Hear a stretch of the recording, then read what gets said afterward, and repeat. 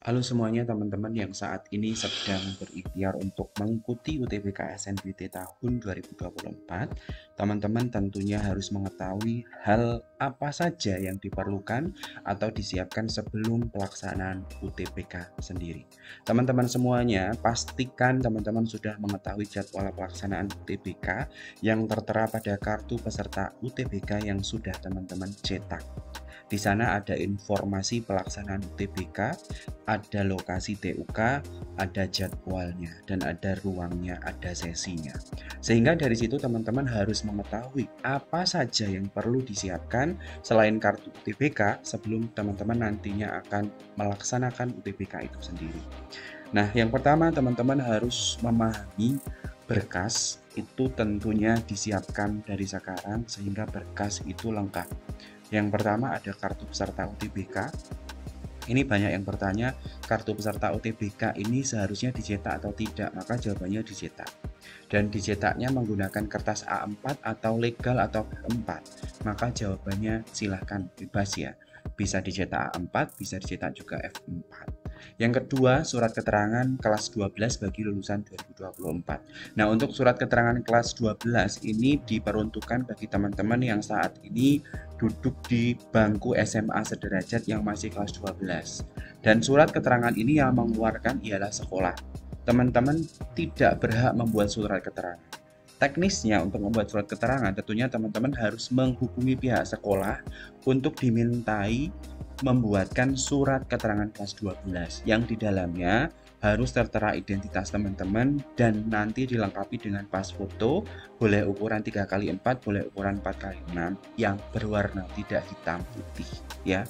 Seperti itu teman-teman. Yang ketiga, ijazah asli atau fotokopi legalisir bagi gap years. Nah, ini yang poin ketiga ini khusus teman-teman gap years. Ini membawa ijazah asli atau fotokopi yang dilegalisir. Silahkan pilih yang mana. Yang keempat, ini bagi seluruhnya yaitu kartu identitas, KTP, kartu BPJS, paspor, KK ataupun berkas penunjuk identitas teman-teman yang lain. Nanti silahkan teman-teman lengkapi dari poin 1 dan poin keempat. Tentunya poin yang kedua dan ketiga ini disesuaikan dengan kondisi teman-teman. Kalau teman-teman gap years, maka poin yang ketiga ini harus disiapkan. Kalau teman-teman saat ini masih kelas 12, maka poin yang kedua ini harus disiapkan. Jadi gitu ya teman-teman. Nah, berkas yang saya sebutkan ini silahkan dimasukkan dalam map. Ini mapnya bebas, tidak perlu map plastik atau map transparan. Intinya map ini digunakan supaya berkas teman-teman tidak tercecer ya. Memudahkan teman-teman untuk menghimpun berkas supaya berkasnya rapi dan tidak tercecer. Setelah itu, pastikan teman-teman setelah memahami berkas yang akan dibawa, pastikan teman-teman sudah mensurvei lokasi UTBK minimal 1 hari sebelum jadwal UTBK. Seperti yang saya sampaikan di awal tadi, jadwal UTBK tertera pada kartu peserta UTBK.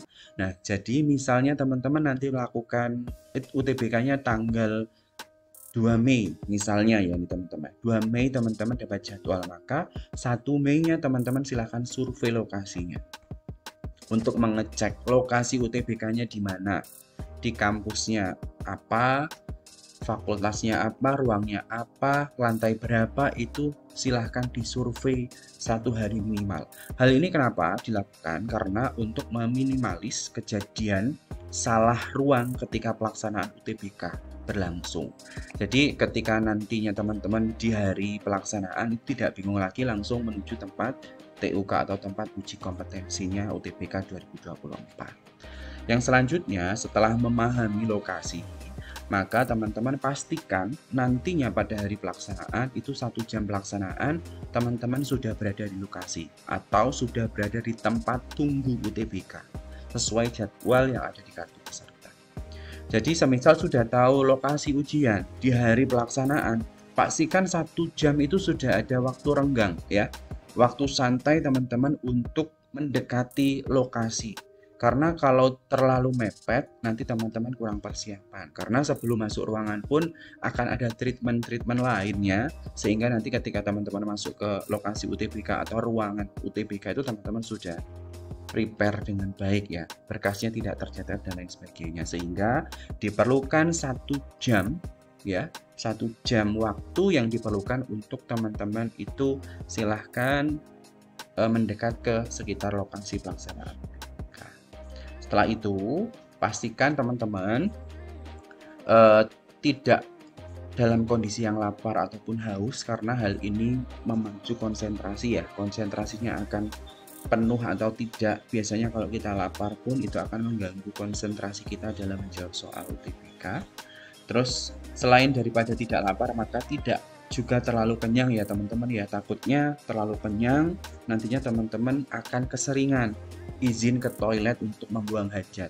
Nah, ketika teman-teman izin ke toilet ini akan berakibat pada pengurangan waktu teman-teman menjawab soal UTBK-nya. Karena waktunya itu akan berjalan.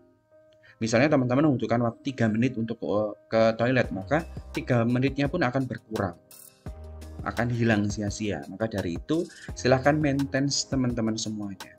Jangan terlalu banyak minum, jangan terlalu banyak makan, jangan juga lapar, jangan juga haus. Yang sedang-sedang saja.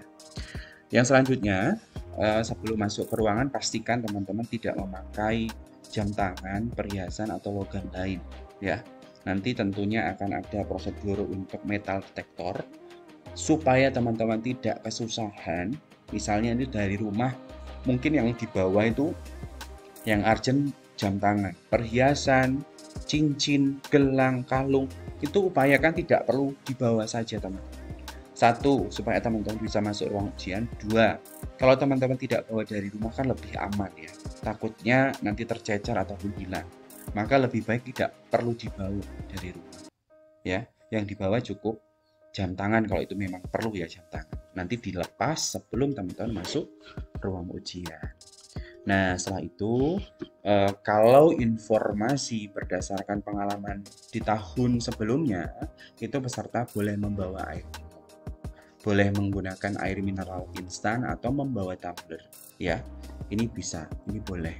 Ini berdasarkan pengalaman di tahun sebelumnya.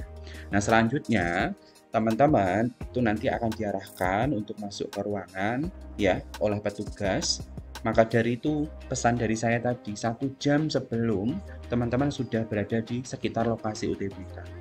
Supaya ketika petugasnya itu memberikan arahan, teman-teman tidak ketinggalan. Ya, jadi nantinya petugas akan memberikan arahan seputar bagaimana berkasnya, terus apa yang harus dilakukan sebelum masuk ke ruangan UTBK. Intinya, di tahap ini teman-teman silahkan ikuti petunjuk panitia. Ya, ikuti petunjuk panitia. Petunjuknya sekitar misalnya tasnya nanti diletakkan di mana, jam tangannya dimasukkan tas, HP-nya dimasukkan tas, itu tentunya petunjuk-petunjuk yang akan disampaikan oleh panitia UTBK SNBT tahun 2024 ya. Jadi inilah tips yang bisa saya berikan terkait hal yang perlu disiapkan sebelum pelaksanaan UTBK SNBT tahun 2024 supaya teman-teman bisa prepare dari sekarang, tidak canggung, tidak tegang, ataupun persiapannya lebih matang dari sekarang. Selain teman-teman harus belajar memperdalam pemahamannya terkait soal-soal yang nantinya akan keluar berdasarkan kisi-kisi di laman websitenya SNPNB 2024. Seperti itu informasi yang bisa saya sampaikan. Terima kasih. Salam data, salam literasi. Jangan lupa subscribe, like, komen, dan share PD Official 1, 2, dan 3, channelnya tentang pendidikan, tutorial, dan negara.